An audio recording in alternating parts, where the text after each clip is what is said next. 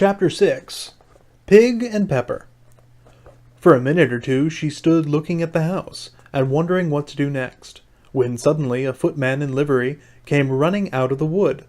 She considered him to be a footman because he was in livery, otherwise, judging by his face only, she would have called him a fish, and rapped loudly at the door with his knuckles. It was opened by another footman in livery, with a round face and large eyes like a frog, and both footmen, Alice noticed, had powdered hair that curled all over their heads. She felt very curious to know what it was all about, and crept a little way out of the woods to listen. The fish footman began by producing from under his arm a great letter, nearly as large as himself, and this he handed over to the other, saying in a solemn tone, "For the Duchess, an invitation from the Queen to play croquet." The frog footman repeated, in the same solemn tone, only changing the order of his words a little, "From the Queen, an invitation for the Duchess to play croquet." Then they both bowed low, and their curls got entangled together. Alice laughed so much at this that she had to run back into the wood for fear of their hearing her, and when she next peeped out the fish footman was gone, and the other was sitting on the ground near the door, staring stupidly up into the sky. Alice went timidly up to the door and knocked. "There's no sort of use in knocking," said the footman, "and that for two reasons. First, because I'm on the same side of the door as you are. Secondly, because they're making such a noise inside no one could possibly hear you." And certainly there was a most extraordinary noise going on within, a constant howling and sneezing, and every now and then a great crash, as if a dish or kettle had been broken to pieces. "Please then," said Alice, "how am I going to get in?" "There might be some sense in your knocking," the footman went on without attending to her. "If we had the door between us, for instance, if you were inside you might knock and I could let you out, you know." He was looking up into the sky all the time he was speaking, and this Alice thought decidedly uncivil. "But perhaps he can't help it," she said to herself. "His eyes are so very nearly at the top of his head. But at any rate he might answer questions. How am I to get in?" she repeated aloud. "I shall sit here," the footman remarked, "till tomorrow." At this moment the door of the house opened and a large plate came skimming out, straight at the footman's head, and it just grazed his nose and broke to pieces against one of the trees behind him. "Or the next day, maybe," the footman continued in the same tone, exactly, as if nothing had happened. "How am I to get in?" asked Alice again, in a louder tone. "Are you to get in at all?" said the footman. "That's the first question, you know." It was, no doubt, only Alice did not like to be told so. "It's really dreadful," she muttered to herself, "the way all the creatures argue. It's enough to drive one crazy." The footman seemed to think this a good opportunity for repeating his remark, with variations. "I shall sit here," he said, "on and off, for days and days." "But what am I to do?" said Alice. "Anything you like," said the footman, and began whistling. "Oh, there's no use talking to him," said Alice desperately. "He's perfectly idiotic." And she opened the door and went in.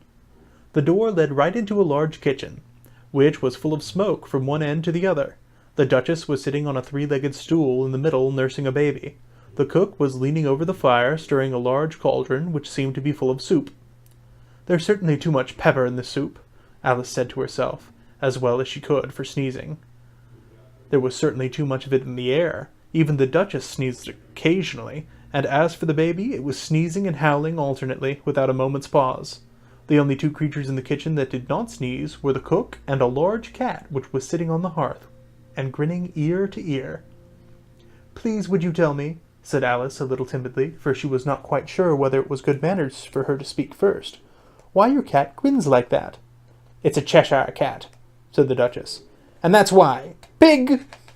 She said the last word with such sudden violence that Alice quite jumped, but she saw in another moment that it was addressed to the baby, and not to her, so she took courage and went on. "I didn't know that Cheshire cats always grinned. In fact, I didn't know the cats could grin."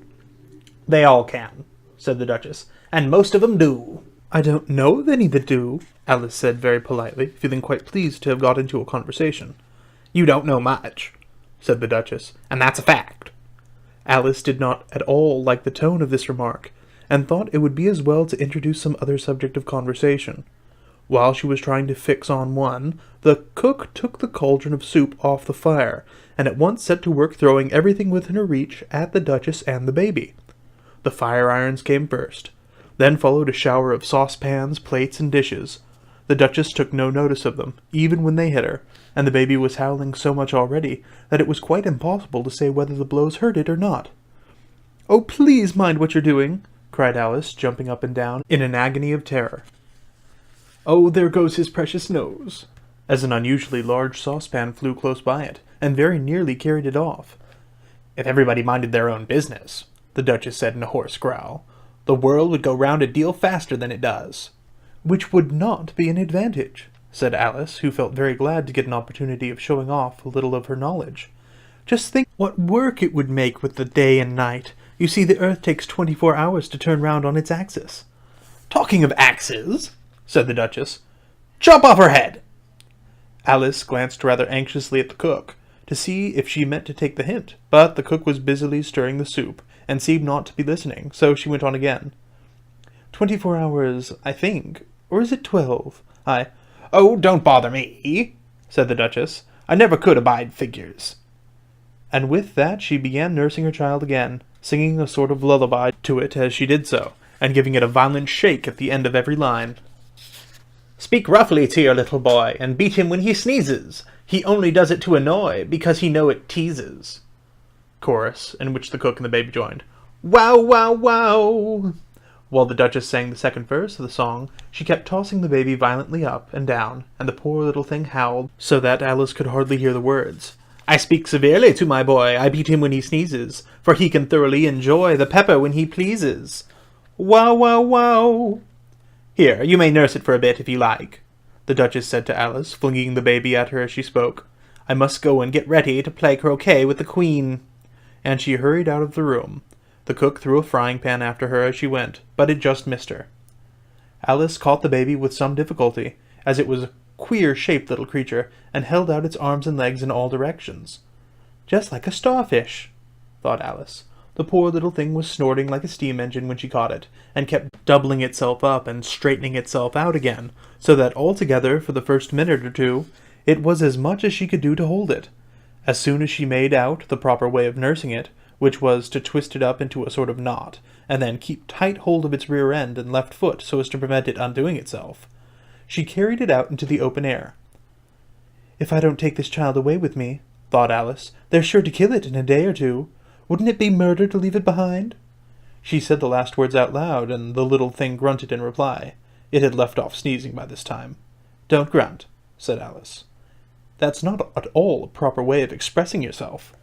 The baby grunted again, and Alice looked very anxiously into its face to see what was the matter with it. There could be no doubt that it had a very turn-up nose, much more like a snout than a real nose. Also its eyes were getting extremely small for a baby. Altogether, Alice did not like the look of the thing at all. But perhaps it was only sobbing, she thought, and looked into its eyes again to see if there were any tears.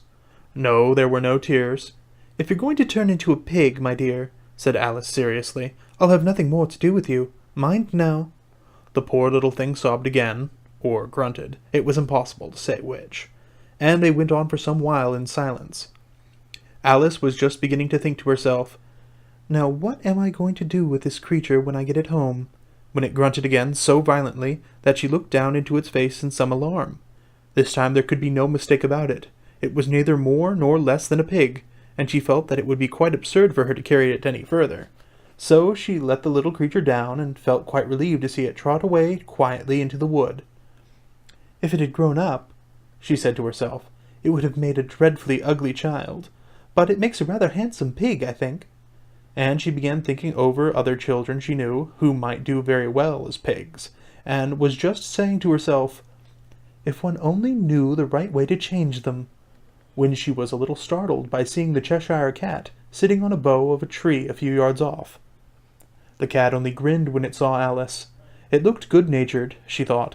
Still it had very long claws and a great many teeth, so she felt that it ought to be treated with respect.